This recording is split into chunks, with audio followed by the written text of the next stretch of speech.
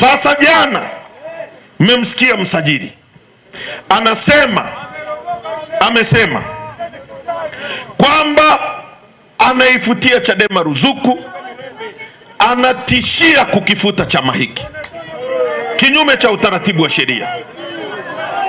Tukijaribu kueleza mambo yote, hata hiyo barua yenyewe ya huyo aliyelalamika, mwanzo aliandika kama anamwandikia msajili rufaa.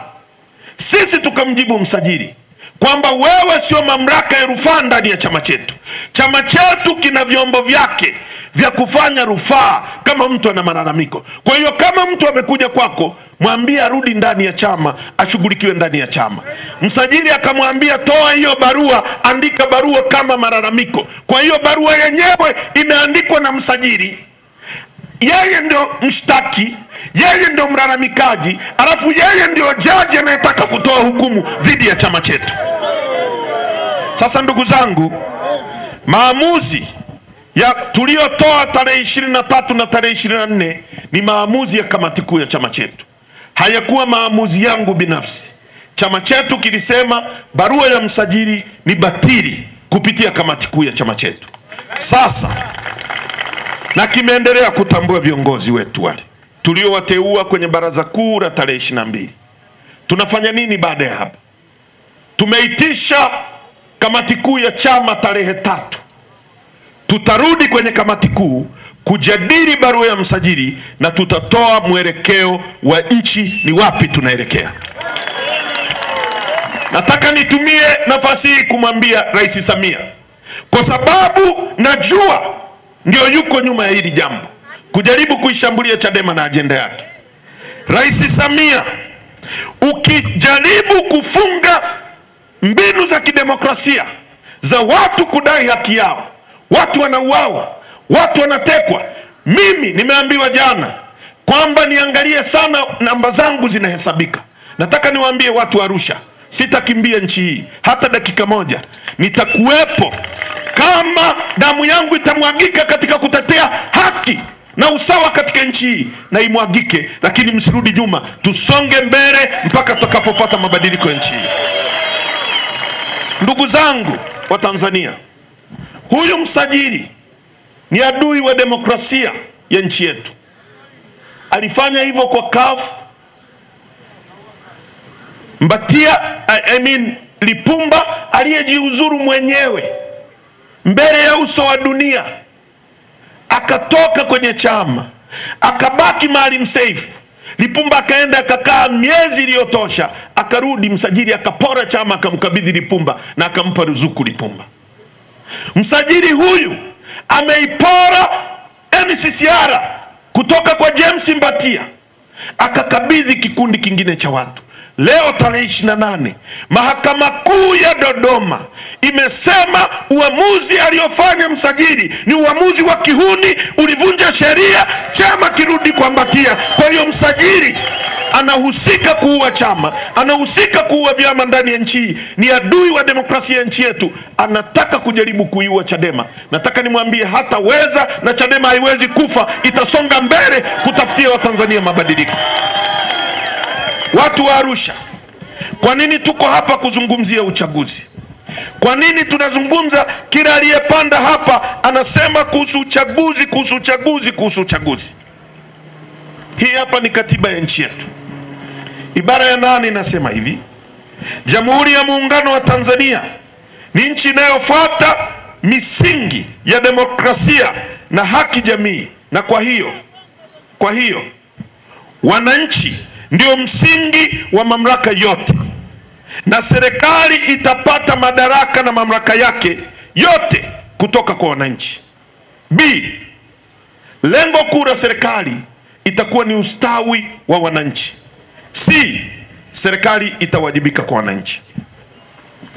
Sasa tunaposema wananchi ndio msingi wa mamlaka na madaraka yote, maana yake nini? Maana yake ni kwamba badala ya wewe, mimi, mtu wa Tarime na mwingine kwenda bungeni tukajiwakilishe, hakuna ukumbi wa kutosha kutubeba. Tunateua mtu mmoja kwa niaba yetu aende bungeni. Kwa sababu wote hatuwezi kuwa marais, tunateua mtu mmoja awe rais, asimamie rasilimali zetu kwa niaba yetu. Ndio maana ya katiba kusema hivyo. Ndio maana ya katiba inasema wewe ndio msingi wa mamlaka, na lengo la serikali itakuwa ni ustawi wako, ustawi wa mwananchi. Serikali itumie rasilimali zetu kufanya muishi vizuri. Ustawi maana yake ulale sehemu nzuri, upate chakula, utibiwe vizuri, watoto wako wasome vizuri. Leo tunazungumza Arusha, miaka 63 baada ya uhuru wa nchi yetu, kwenye nchi ambayo imejaliwa rasilimali za kila aina. Ukianzia ukanda wa pwani Dar es Salaam, unakutana na bandari ambayo ina kilomita 1600 kutoka Mtwara mpaka Tanga, na nautical maili 200 kuingia ndani. Tuna misitu.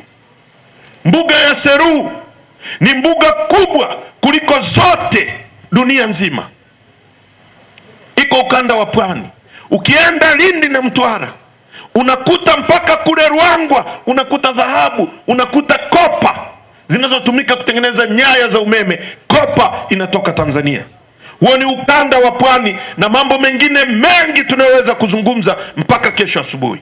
Ukija ukanda wa kaskazini, unakutana na mlima mrefu kuliko yote Afrika, wa pili duniani.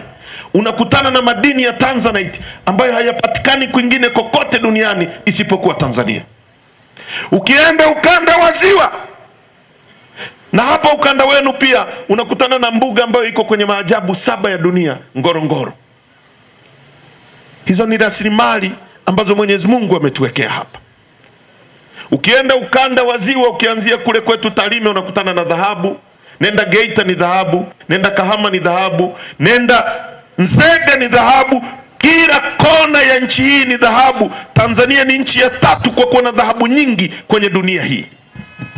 Na leo nilipokuwa naangalia bei ya dhahabu, kwa gramu moja ya dhahabu ni shilingi 290. Nikisema gramu ni ule wembe ukiuchukua ukauvunja hivi, kale kamoja kale ndio shilingi 290. Nchi ya 3 kwa kuwa na dhahabu nyingi. Ukiwa kwenye ukanda wa ziwa, unakutana na ziwa lenye upana kuliko yote Afrika nzima, la pili duniani, ziwa Victoria. Ukiwa kule Kagera, unaenda sehemu inaitwa Kabanga, unakutana na madini yanaitwa nickel na cobalt, madini yanayotumika kutengeneza injini za ndege na yatumika kutengeneza betri za simu, yanatoka Tanzania. Haya ndio madini ambayo leo yanaenda kutengeneza magari ambayo dunia inabadilika kutoka kwenye magari yanayotumia mafuta inakwenda kwenye magari yanayotumia umeme. Hayo madini yanatoka Tanzania, Kabanga, Kagera, madini ya nickel na cobalt.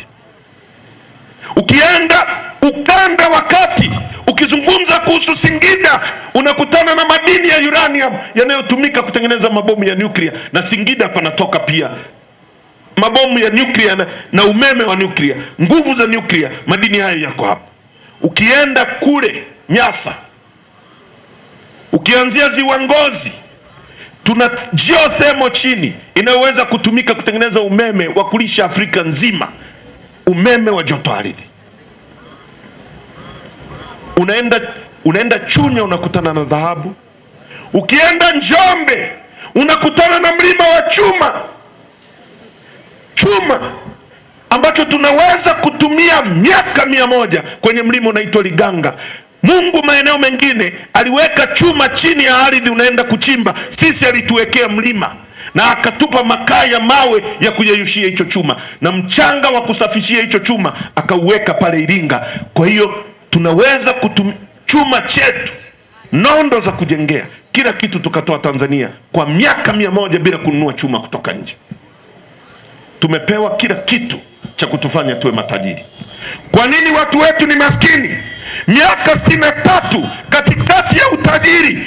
Wimbo wa Bob Marley tuliokuwa tunamsikia anaimba hapo One Love, kwenye wimbo wake wa Love Trace anasema in abundance of water a fool is thirsty. Katikati ya wingi wa maji mjinga anakuwa na kiu. Katikati ya utajiri wa Tanzania tumekuwa maskini kwa sababu tunaongozwa na watu wasiokuwa na uwezo, wanafanya maisha yetu yawe magumu.